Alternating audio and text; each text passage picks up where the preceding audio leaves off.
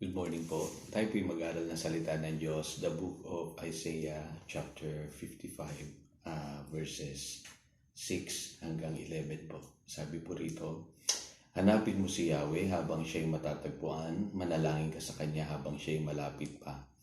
Dapat ng talikuran ang mga gawain ng taong masama at dapat magbago ng pag-iisip ang taong liko. Sila'y dapat manumbalik at lumapit kay Yahweh upang kahabagan at mula sa Diyos makakamit nila ang kapatawaran. Ang sabi ni Yahweh, ang aking kaisipan hindi ninyo kaisipan. Ang inyong kaparaanan ay hindi ko kaparaanan. At kung paanong ang langit ay mas mataas kaysa sa lupa, ang aking kaparaanan ay higit kaysa sa inyong kaparaanan. At ang aking kaisipan ay hindi maaabot ng inyong kaisipan.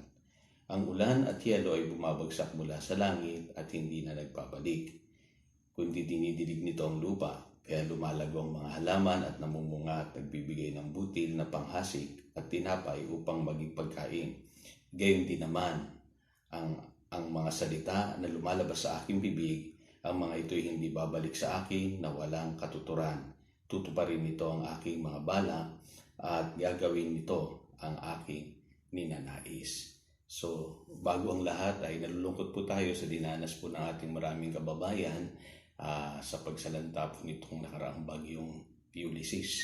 At ang panalangin po namin ay patuloy po tayo makabangon sa nangyari pong kalamidad sa ating bayan. So, pag-usapan po natin ngayon ang paanyaya ng Diyos. Title po ng message ko sa inyo ngayon ay Seek the Lord while He may be found. Bakit po nag-aanyaya ang Diyos sa buhay po ng tao na hanapin natin siya? Unang-una po, higit sa lahat, ang tao po kasi sa kanyang sarili pong pamumuhay at paraan ng pamumuhay ay hindi po ito sumasang-ayon sa karunungan ng Diyos. Ang sinful ways po natin at ang sinful thoughts po natin ay hindi katulad ng pag-iisip at kaisipan ng Panginoon. Yan po ang dahilan kung bakit po tayo ay napapahamak at hindi nakakasumpong ng kaligtasan. Kaya sabi ng Biblia, hanapin natin siya hanggat may pagkakataon pa. Tayo manalangin sa Kanya, manampalataya habang malapit siya. Dahil po ang paghahanap po sa Panginoon ay sa pamamagitan po ng paghahanap natin ng karunungan niya. So to seek God is to seek the knowledge of God.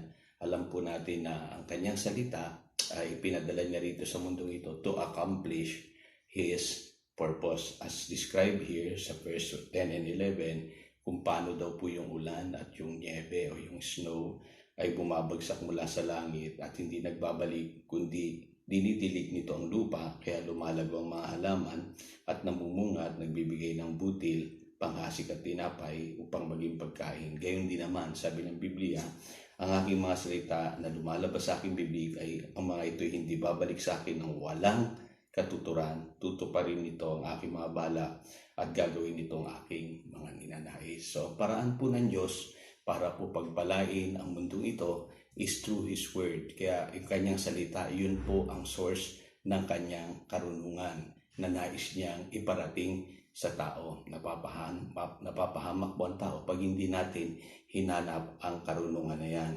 At alam niyo po, sabi nga ng iba, experience is the best teacher. Mali po.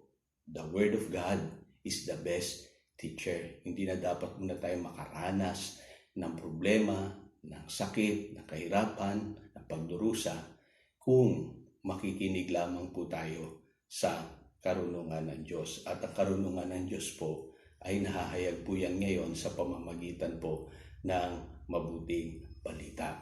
Kaya maintindihan niyo po bakit po si Satanas pinipilit niya pong sirain ang kaisipan ng tao, binubulag niya ang tao. Kasi pagka nabulag niya po ang tao, hindi natin mararanasan po ang karunungan ng Diyos. Sabi po sa 2 Corinthians chapter 4, verse 4, for the God of this world, in small letter G po yung ginamit na word po dito, no?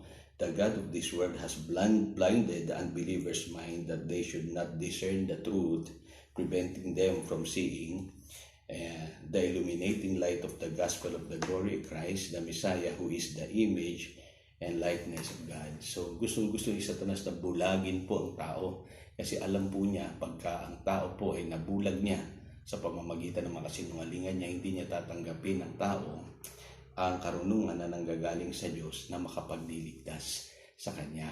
Kaya maraming tao po napapahamak ngayon dahil nga po ang dyablo po ay binubulag niyang pilit ang tao na huwag maniwala sa mabuting balita. Pag sumasapit po itong ganitong kalamidad, lagi pong pinapaalala sa akin ng Lord, ito po nga, Proverbs chapter 1 verse 20 hanggang 33 po. Pamasahin ko po sa inyo ito. Aklat ng mga Kawikaan, chapter 1 verse 20 hanggang 33. Ang sabi po rito, karunungay umaalingaw-ngaw sa mataong lansangan. Tinig niya'y nangingibabaw sa lugar ng pamilihan. Ito'y lumalampas sa mataas na mga muog.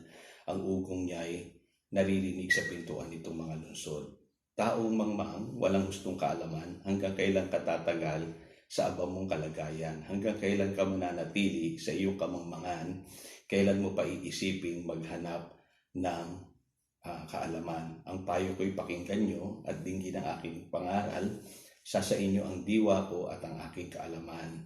Patuloy nga itong pinapanawagan ko sa inyo, ngunit hindi nyo pansin, pati mga saway ko. Putulin po natin dyan muna sa verse 24. So dito maintindihan nyo po, dinidescribe po yung karunungan, no?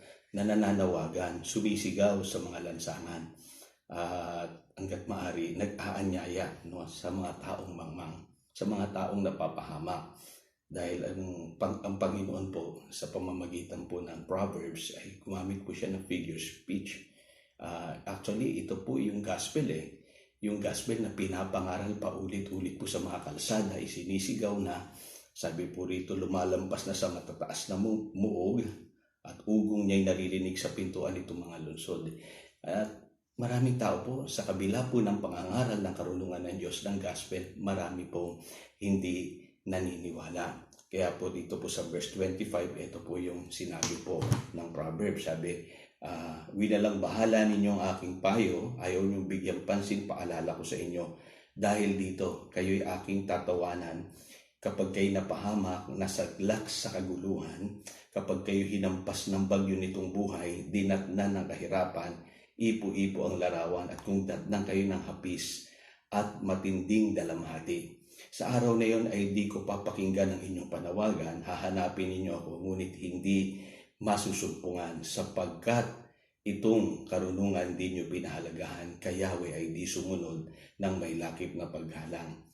Inyo pa nga tinanggihan itong aking mga payo, itinapon parang dumi, itong paalala ko. Kaya nga ang inyong aanihin ay ang inyong mga gawa at kayo uusigin ang inyong pagnanasa, ubod ng sama. Sabi po sa verse 32, katigasan ng ulo ang papatay sa mangmang, sa dusa ay masasadlak sa kawalan ng kaalaman. Very uncomfortable po itong mga katotohanan ito, pero nagsasabi po ito ng totoo.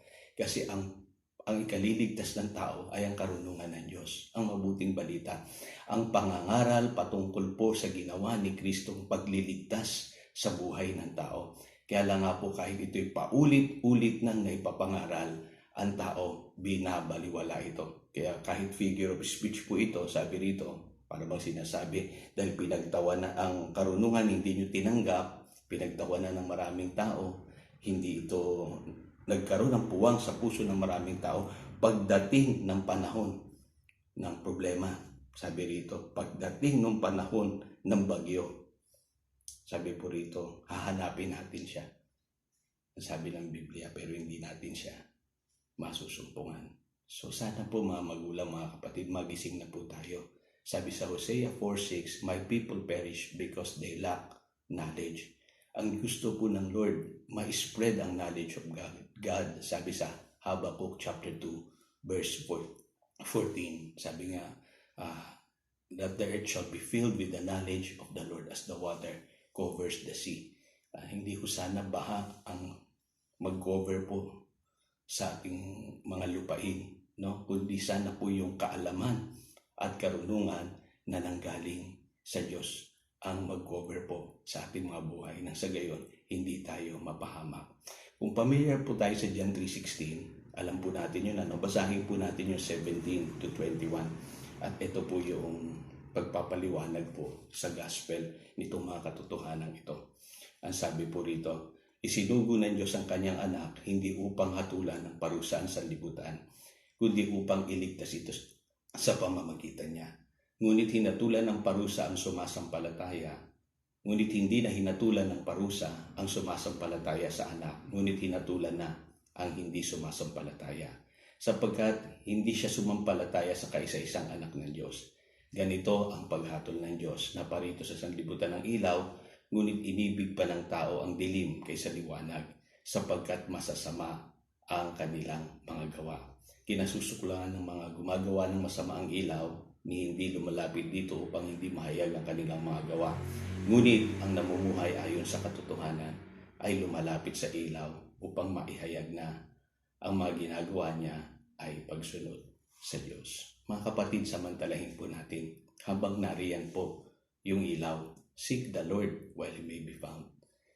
Kilalanin po natin ang mabuting balita, tanggapin natin na tanging si Jesus lamang po ang kanyang mga salita ang makapagliligtas po sa atin sa buhay na ito.